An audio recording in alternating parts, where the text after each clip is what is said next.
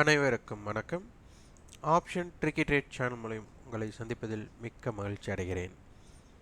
நான் உங்கள் சந்தோஷ். நான் செபியில் பதிவு பெற்ற பங்கு ஆலோசகர் கிடையாது. இது பயிற்சிக்கான வீடியோ. எந்த பரிந்துரையும் நாம் வழங்குவது இல்லை. முழுக்க முழுக்க ஆப்ஷனுடைய பிரீமியத்தின் அடிப்படையில் தான் நம்மளுடைய அனலைசிங் இருக்கும், ஆய்வுகள் இருக்கும். வரைபடம் அப்படிங்கிறது அறவே இருக்காது. கேப் டவுன் ஆனால் என்ன நடக்கும் அப்படிங்கிறத தெரிஞ்சுக்கணும். அப்போ ஓப்பன் ஸ்ட்ராட்டஜி அப்படிங்கிறது ஒரு விஷயத்தை தெரிஞ்சுக்கிட்டு நம்ம வர்த்தகம் செய்ய முற்படணும். முதல் கேப் டவுன் அப்படின்னா என்ன அப்படிங்கிறது தான் முக்கியமாக தெரிஞ்சுக்கணும்.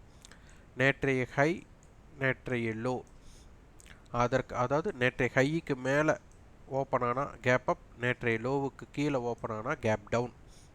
அப்போ நேற்றைய லோ அப்படிங்கிறதே நம்மளுக்கு மார்க்கெட்டோடைய டிமாண்ட் ஜோன் அப்படிங்கிறது அர்த்தம். அப்போது லோக்கு கீழே ஓப்பன் ஆகும்போது அது என்னவாக இருக்கும் அப்படிங்கிறது தான் புரிந்து கொள்ள வேண்டும். இப்போது இன்றைக்கி சந்தை எப்படி ஆரம்பமாக வாய்ப்புன்னு HEDGE நிஃப்டி மூலிமா பார்க்குறோம். இப்போ HEDGE நிஃப்டி 17,141 அர்த்தமாயிட்டுருக்கு. 7:16 இப்போ HEDGE நிஃப்டி பார்த்திங்கன்னா நேற்றைய லோ 18,180. இப்போ 18,140 வர்த்தகம் மாறாங்க. அப்போது நம்மளுக்கு கிளியர் கட்டாக தெரிஞ்சிருச்சு கேப் டவுன் அப்படின்ட்டு. அப்போது நேற்றைய ஹை, நேற்றைய லோ. அப்போ எப்போவுமே ஒரு பிரேக் அவுட் ஸ்ட்ராட்டஜி படி பார்த்திங்கன்னா இந்த நேர் பிரேக் அவுட் ஆகும்போது மார்க்கெட் என்ன பண்ணும் அப்படின்னா, இந்த இடத்துல பையிங் ப்ரெஷர் வருமா அப்படின்ட்டு நிறைய பேர் பை பண்ண பார்ப்பாங்க. கீழே பாட்டமில் பார்த்திங்கன்னா அந்த லோவை கட் பண்ணதுக்கப்புறம் செல்லிங் ப்ரெஷர் வரும் அப்படின்னு நினச்சிட்டு செல் பண்ணுவாங்க. இது ரெண்டுமே நடக்காமல் இருக்கும்போது தான் மார்க்கெட்டை ஃபேக் பிரேக் அவுட்டில் மார்க்கெட் இதற்குள்ள ஏஷலேஷன் ஆகும். அப்போது இது புரிஞ்சிக்க வேண்டிய சூழ்நிலை இந்த இடத்துல இருக்குது. அப்போது ஒரு பிரேக் அவுட் ஆனதுக்கப்புறம் பையிங் ப்ரெஷரோ செல்லிங் ப்ரெஷரோ வரணும். அப்போது வேல்யூம் நம்மளுக்கு ரொம்ப ரொம்ப முக்கியம். ஆனால் இந்த இடத்துல லோயர் வேல்யூம்னு ஒரு விஷயம் நம்மக்கிட்ட இருக்குது. காரணம் இம்ப்ளைடு வாலட்டிலிட்டி. இது ரொம்ப அப்போது நம்மளுக்கு பையிங் ப்ரெஷரோ அது செல்லிங் ப்ரெஷரோ உடனடியே வரக்குண்டான வாய்ப்புகள் இந்த இடத்துல குறைவு. அப்போ இம்ப்ளைடு வாலட்டிலிட்டி அதிகமாகும் போது தான் நம்மளுக்கு அந்த வேல்யூம் ஜென்ரேட் ஆகும்போது அந்த இடத்தை அவர்கள் பயன்படுத்தக்கூடிய இடமாக நம்மளுக்கு தெரியக்கூடும். அப்போ நேற்றைய அட்டவணை நம்மளுக்கு என்ன சொல்ல வராங்க, ஸ்ட்ராங்கல் அப்படிங்கிறத கொடுத்துருக்காங்க. 18,100 புட், 18,200 கால் கொடுத்துருக்காங்க. இதனுடைய இம்பேக்ட் பார்த்தா 70 பாயிண்ட்.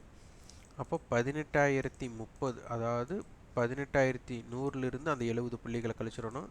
18,200லிருந்து அந்த 70 புள்ளிகளை கூட்டிட்டா 18,770.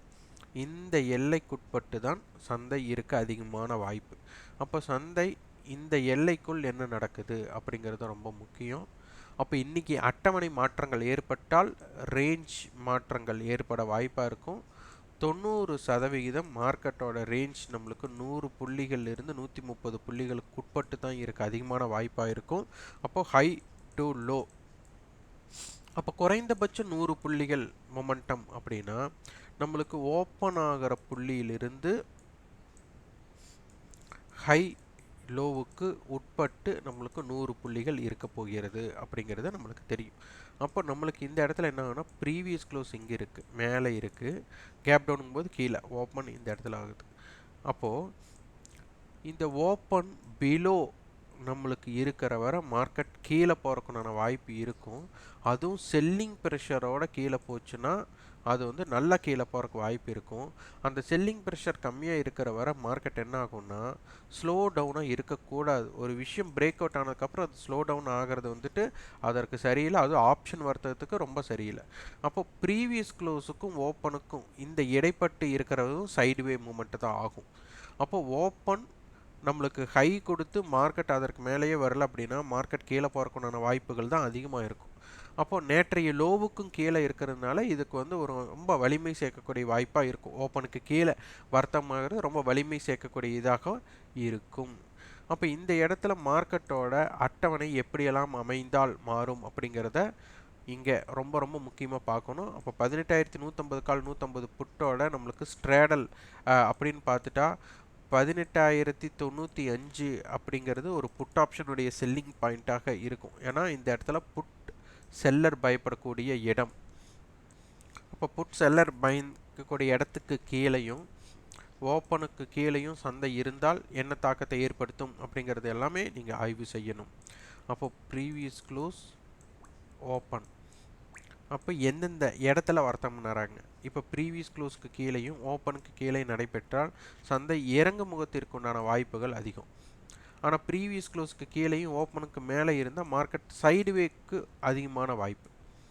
அப்போ ஓப்பன் கீழே நடந்தவங்க திருப்பி மேலே ஓப்பனுக்கு மேலே வந்து ப்ரீவியஸ் க்ளோஸ்க்கு மேலே வந்தால் என்ன இம்பேக்ட் ஆகும், இது அனைத்துமே பார்த்து தெரிந்து கொள்ள வேண்டிய ஒரு இம்பேக்ட். அப்போ இந்த இடத்துல ஆய்வுகள் மாறும். இம்ப்ளைடு வாலட்டிலிட்டி லோவாக இருக்கிறதுனால இதற்கு வந்துட்டு ஒரு பிரேக் அவுட் அப்படிங்கிற ஒரு விஷயத்துக்கு மதிப்பு கொடுக்கக்கூடிய இடம் கம்மியாக இருக்குது. அந்த பிரேக் அவுட்டை மதித்து நடக்கக்கூடிய வாய்ப்புகள் குறைவாக இருக்கும். அதனால் எப்படி இருந்தாலும் சந்தை எப்படி இருந்தாலும் ஓப்பன், ஹை, லோ, இந்த ஹையுக்கு லோவுக்கு உண்டான வித்தியாசம் 100 புள்ளிகளுக்கு உட்பட்டு. நேற்று பார்த்தீங்கன்னா ஒரு 80 புள்ளிகள் தான் இருந்திருக்கு. அப்போ இருந்தாலும் நம்மளுக்கு ஒரு 100 புள்ளிகளை ரீச் பண்ணக்கூடிய வாய்ப்பாக அமையும். இதனுடைய குறுகிய எல்லை அப்படின்னு எடுத்துட்டா 18,095 டு 18,207, ஒயிட் ரேஞ்சுனா 18,038 டு 18,292 இருக்கும். ரெசிஸ்டன்ஸ் 18,186, 18,207, 18,235, சப்போர்ட் லெவல் 18,118, 18,095, 18,066 இருக்கும். பேங்க் நிஃப்டி நேற்று டோட்டல் ரேஞ்சே நம்மளுக்கு ஒரு 200 புள்ளி தான் இருந்திருக்காங்க. ஆனால் ஸ்பாட்டுக்கும் ஃபியூச்சருக்கும் நான் ப்ரீமியம் இங்கே கம்மியாக இருக்கிறனால டிமேட் எப்படி இருக்குது அப்படிங்கிறத பார்க்கணும். இந்த இடத்துல 43,400 கால், 43,500 கால், 43,500 புட், 43,500 புட் கொடுத்துருக்காங்க.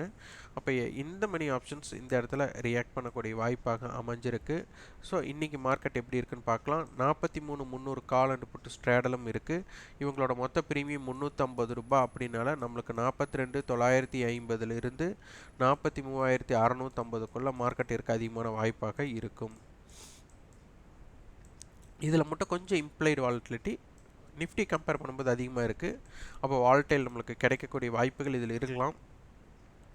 43,147 டு 43,501 அப்படிங்கிறது ஒரு குறுகிய எல்லை. 42,946 டு 43,654 அப்படிங்கிறது வைட் ரேஞ்சாக இருக்கும்.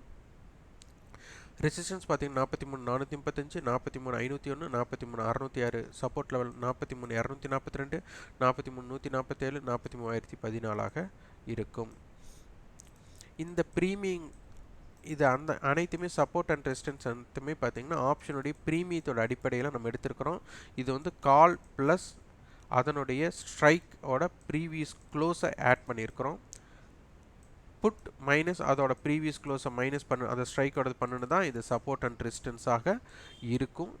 அதனால் நம்ம வரைபடமே இல்லாமல் தான் சப்போர்ட் அண்ட் ரெசிஸ்டன்ஸ் எடுத்துகிட்டு இருக்கிறோம். அதற்கு காரணம் ஆப்ஷன் செல்லர்ஸ் எங்கே பயப்படுவார்கள் அப்படிங்கிறதுனால தான் இதை பற்றி நம்ம பார்த்துட்டு வருகிறோம். இந்த வீடியோ உங்களுக்கு பயனுள்ளதாக இருந்தால் லைக் பண்ணுங்கள், ஷேர் பண்ணுங்கள், சப்ஸ்கிரைப் பண்ணுங்கள். கண்டிப்பாக உங்களுக்கு ஃபீட்பேக்கை கமெண்ட் பாக்ஸில் பதிவு பண்ணுங்கள். நன்றி, வணக்கம்.